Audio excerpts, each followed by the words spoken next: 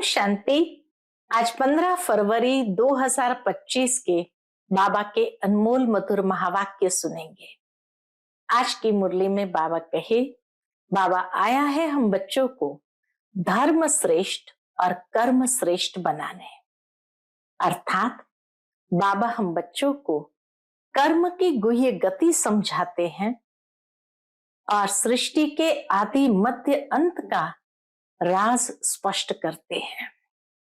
और इसलिए जब हमें श्रेष्ठ कर्म करना है तो उसके लिए धर्म श्रेष्ठ अर्थात हमें अपने स्वधर्म को पहचानना है और श्रेष्ठ धारणाएं जीवन में करनी है। और उन श्रेष्ठ धारणाओं में आकर के जब हम कर्म करते हैं तभी वो कर्म श्रेष्ठ होते हैं। तो आज की बाबा की मुरली धारणा युक्त मुरली भी है।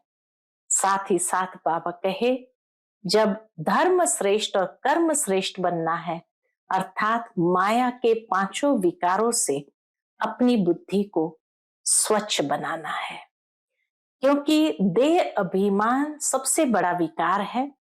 देह अभिमान में आए तो अनेक प्रकार के पाप होने लगेंगे। इसलिए बाबा कहे तो बच्चों को देही अभिमानी बनना है और बाप को बहुत प्यार से याद करना है। तो सुनते हैं आज के बाबा के अनमोल मधुर महावाक्य। ओम शांति। मीठे बच्चे, बाप तुम्हें दैवी धर्म और श्रेष्ठ कर्म सिखलाते हैं, इसलिए तुमसे कोई भी आसुरी कर्म नहीं होने चाहिए। बहुत बुद्धि शुद्ध चाहिए। बाबा के बुद्धि बहुत शुद्ध चाहिए। आज की मुरली से प्रश्न है, देह अभिमान में आने से पहला पाप कौन सा होता है? उत्तर, अगर देह अभिमान है तो बाप की याद के बजाय देहधारी की याद आएगी, कुदृष्टि जाती रहेगी, खराब ख्यालात आएंगे। ये बहुत बड़ा पाप है। समझना चाहिए माया वार कर रही है, फौरन सावधान हो जाना चाहिए। ओम शांति। रूहानी बाप रूहानी बच्चों को समझा रहे हैं। रूहानी बाप आए कहां से हैं?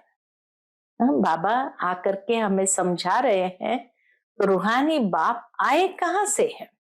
रूहानी दुनिया से, जिसको निर्वाण धाम अथवा शांति धाम भी कहते हैं। यह तो है गीता की बात।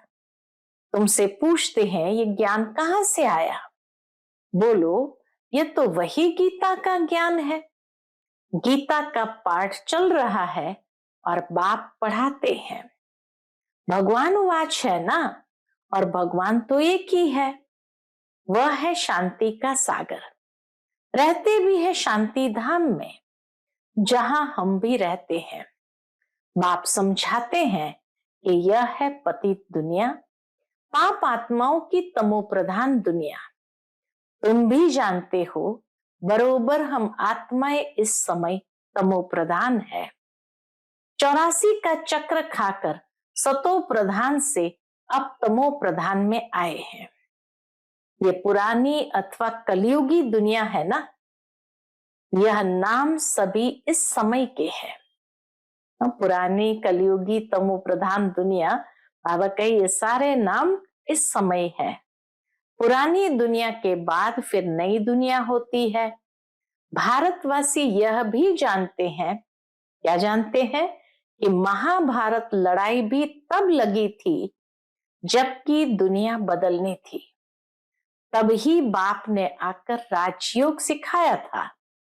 सिर्फ भूल क्या हुई? क्या भूल हुई? एक तो कल्प की आयु भूल गए हैं और गीता के भगवान को भी भूल गए हैं। तो दो भूल हो गई। तो बाबा कहे सिर्फ भूल क्या हुई?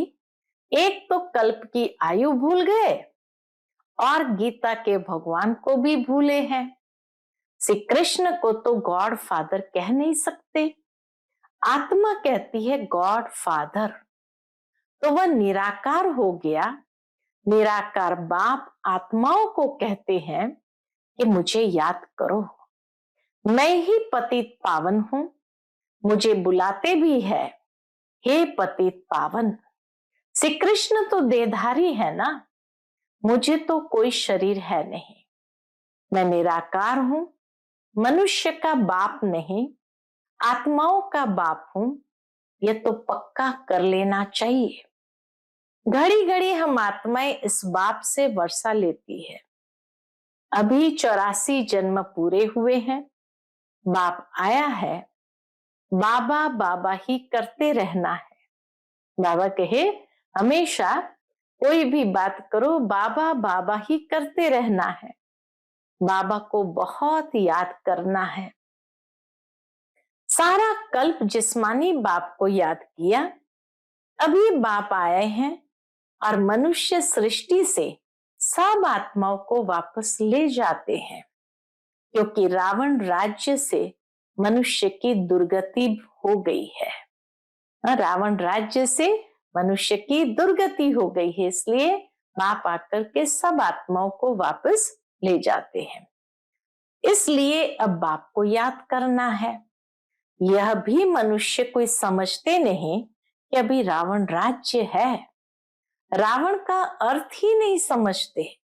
बस एक रस्म हो गई है दशहरा मनाने की।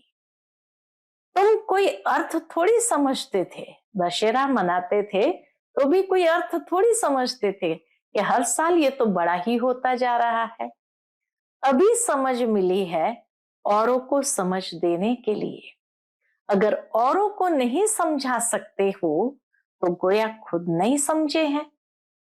बाप में सृष्टि चक्र का ज्ञान है, हम उनके बच्चे हैं, तो बच्चों में भी ये नॉलेज रहनी चाहिए। तुम्हारी यह है गीता पाठशाला। उद्देश्य क्या है? इस गीता पाठशाला का उद्देश्य क्या है? यह लक्ष्मी नारायण बनना। ये राजयोग है ना, नर से नारायण, नारी से लक्ष्मी बनने की यह नॉलेज है। वह लोग कथाएं बैठ सुनाते हैं, यहां तो हम पढ़ते हैं, हमको बाप राजयोग सिखाते हैं। यह सिखाते ही है कल्प के संगम युग पर। बाप कहते हैं मैं पुरानी दुनिया को बदल नई दुनिया बनाने आया हूं। नई दुनिया में इन्हों का राज्य था, पुरानी में नहीं है, फिर जरूर होना चाहिए।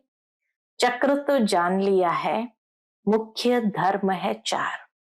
बाबा कहे चक्र को अच्छी तरह समझ लिया और उसमें भी मुख्य धर्म है 4।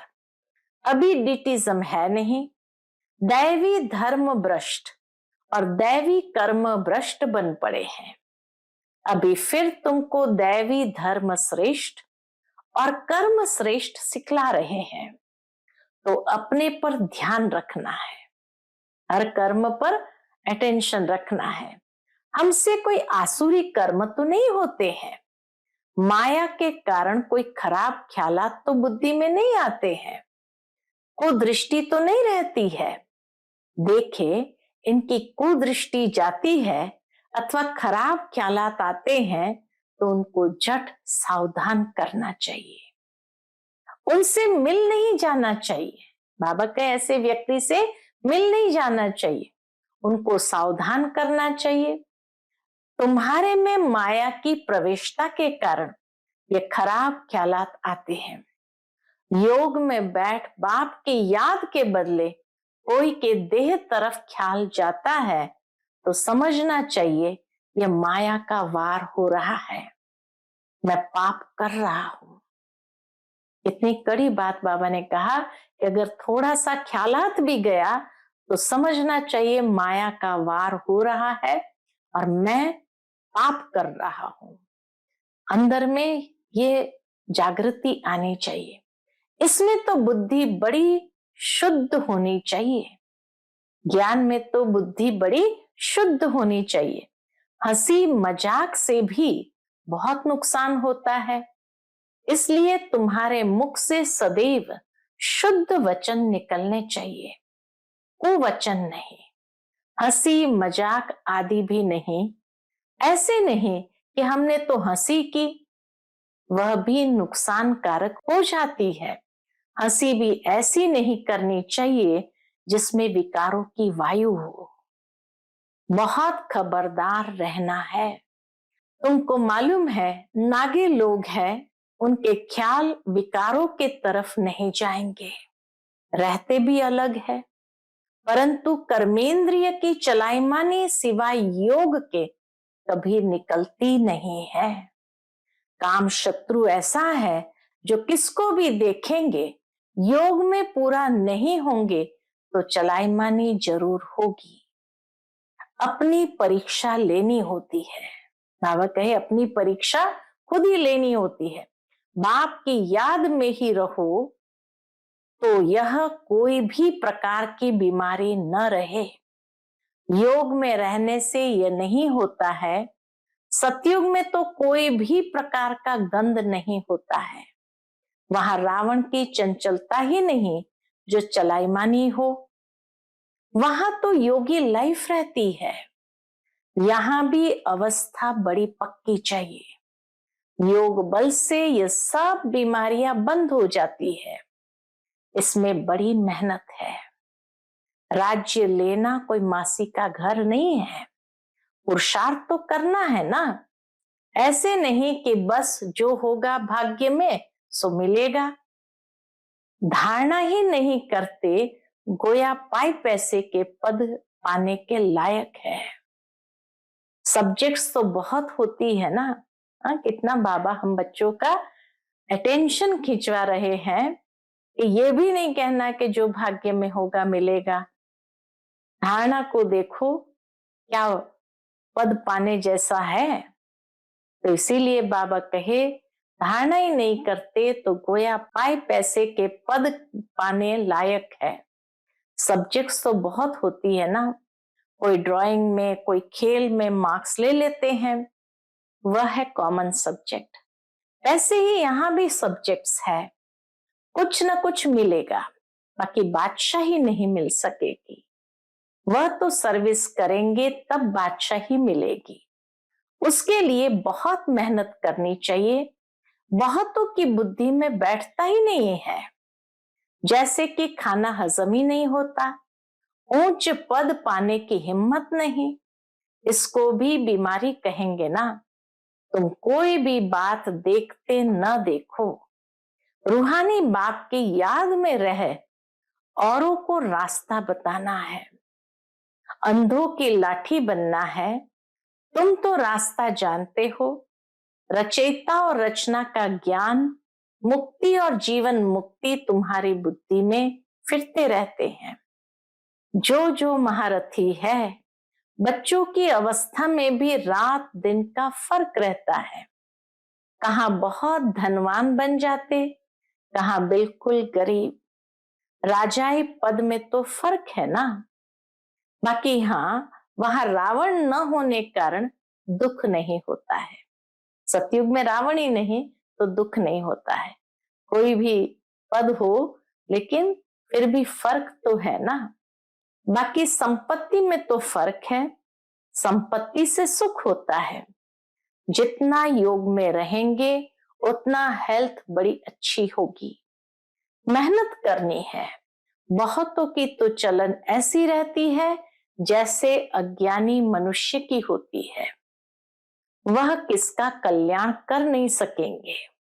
जब इम्तिहान होता है तो मालूम पड़ जाता है कि कौन कितने मार्क से पास होंगे। फिर उस समय हाय हाय करनी पड़ेगी।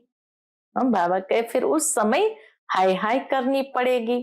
बाप दादा दोनों ही कितना समझाते रहते हैं। बाप आए ही है कल्याण करने। अपना भी कल्याण करना है तो दूसरों का भी करना है। बाप को बुलाया भी है कि आकर हम पतितों को पावन होने का रास्ता बताओ। तो बाप श्रीमत देते हैं, तुम अपने को आत्मा समझ, दे अभिमान छोड़ मुझे याद करो। कितनी सहज दवाई है। बाबा के पास बहुत सहज दवाई है। बोलो, हम सिर्फ एक भगवान बाप को मानते हैं। वह कहते हैं मुझे बुलाते हो कि आकर पतितों को पावन बनाओ तो मुझे आना पड़ता है। बाबा को आना पड़ता है। ब्रह्मा से तुमको कुछ भी मिलना नहीं है, वह तो दादा है, बाबा भी नहीं। बाबा से तो वर्षा मिलता है, ब्रह्मा से थोड़ी वर्षा मिलता है। निराकार बाप इन द्वारा एडॉप्ट कर हम आत्माओं को पढ़ाते हैं। ब्रह्मा द्वारा एडॉप्ट करते हैं और हमको पढ़ाते हैं, इनको भी पढ़ाते हैं। ब्रह्मा से तो कुछ भी मिलने का नहीं है। वर्षा बाप से ही मिलता है, इन द्वारा ब्रह्मा द्वारा देने वाला एक है, उनकी ही महिमा है, वही सर्व का सदगति दाता है। यह तो पूज्य से फिर पुजारी बनते हैं। सतयुग में थे, फिर 84 जन्म भोग, अब पतित बने हैं, फिर पूज्य पावन बन रहे हैं। हम बाप द्वारा सुनते हैं, कोई मनुष्य से नहीं सुनते। मनुष्य का है ही भक्ति मार्ग, यह है रूहानी ज्ञान मार्ग। ज्ञान सिर्फ एक ज्ञान सागर के पास ही है। बाबा कहे ज्ञान सिर्फ एक ज्ञान सागर के पास ही है, बाकी ये शास्त्र आदि सब भक्ति के हैं। शास्त्र आदि पढ़ना यह सब है भक्ति मार्ग। ज्ञान सागर तो एक ही बाप है। हम ज्ञान नदियां ज्ञान सागर से निकली है, बाकी वह है पानी का सागर और नदियां। बच्चों को ये सब बातें ध्यान में रखनी चाहिए। अंतर्मुख हो, बुद्धि चलानी चाहिए। अंतर्मुखी होकर बाबा कहे बुद्धि को चलानी चाहिए। अपने आप को सुधारने के लिए अंतर्मुख हो, अपनी जांच करो। अगर मुख से कोई कुवचन निकले या कुदृष्टि जाए तो अपने को फटकारना चाहिए। हमारे मुख से कुवचन क्यों निकले, हमारी कुदृष्टि क्यों गई, अपने को चमाट भी मारनी चाहिए। घड़ी घड़ी सावधान करना चाहिए, तभी ऊंच पद पा सकेंगे।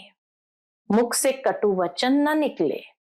बाप को तो सब प्रकार की शिक्षाएं देनी होती है, इसको पागल कहना यह भी कुवचन है। इतनी सूक्ष्मता में बाबा ले जाते हैं कि कभी कभी हमारे मुख से निकल जाता है ये तो पागल है, तो बाबा कहे किसको पागल कहना, ये भी कुवचन है। मनुष्य तो जिसके लिए भी जो आता है वह कहते रहते हैं, जानते कुछ भी नहीं है कि हम किसकी महिमा गाते हैं। महिमा तो करनी चाहिए एक ही पतित पावन बाप की, और तो कोई है नहीं। ब्रह्मा विष्णु शंकर को भी पतित पावन नहीं कहा जाता है, यह तो किसको पावन नहीं बनाते। पतित से पावन बनाने वाला एक ही बाप है। ब्रह्मा बाबा किसी को पतित से पावन नहीं बनाते, बनाने वाला एक ही परमात्मा है। पावन सृष्टि है ही नई दुनिया, वह तो अभी है नहीं। प्यूरिटी है स्वर्ग में। बाबा कहे प्यूरिटी है ही स्वर्ग में। पवित्रता का सागर भी है, यह तो है ही रावण राज्य। बच्चों को अभी आत्म अभिमानी बनने की बहुत मेहनत करनी चाहिए। मुख्य अभ्यास हमारा यही बढ़ाना है, आत्म अभिमानी बनने का। मुख से कोई भी पत्थर व कुवचन नहीं निकलना चाहिए। बहुत प्यार से चलना है। कुदृष्टि भी बड़ा नुकसान कर देती है, बड़ी मेहनत चाहिए। आत्म अभिमान है, अविनाशी अभिमान। आत्म अभिमान है, अविनाशी अभिमान। देह तो विनाशी है, आत्मा को कोई भी नहीं जानते हैं। आत्मा तो सदा काल है, देह तो विनाशी है, तो इसीलिए आत्म अभिमान है ही अविनाशी अभिमान। आत्मा को कोई भी नहीं जानते हैं। आत्मा का भी बाप तो जरूर कोई होगा ना, कहते भी है सब भाई भाई है। फिर सब में परमात्मा बाप विराजमान कैसे हो सकता है? सभी बाप कैसे हो सकते हैं? इतना भी अक्ल नहीं है। सबका बाप तो एक ही है, उनसे ही वर्षा मिलता है। उसका नाम है शिव। शिवरात्रि भी मनाते हैं। रुद्र रात्रि व श्री कृष्ण रात्रि नहीं कहते।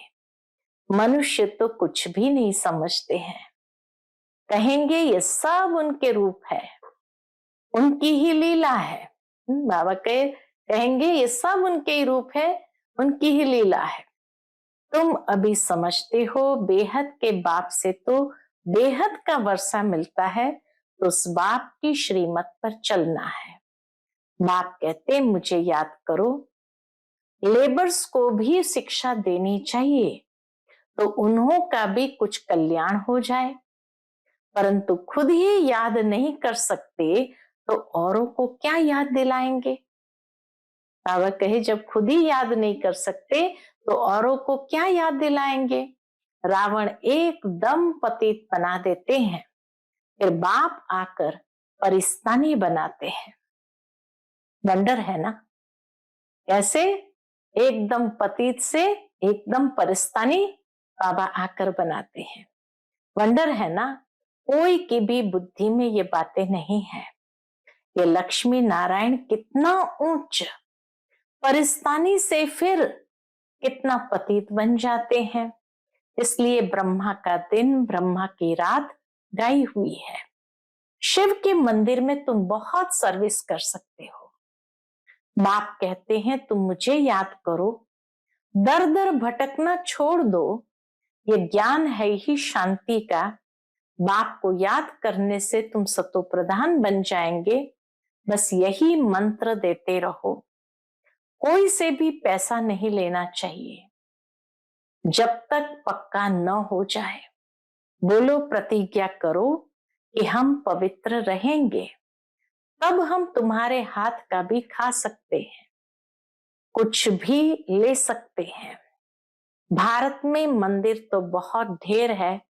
फॉरेनर्स आदि जो भी आए उनको ये संदेश तुम दे सकते हो कि बाप को याद करो। बाप को याद करो। बाबा कहे इतना संदेश तो अवश्य दे सकते हैं।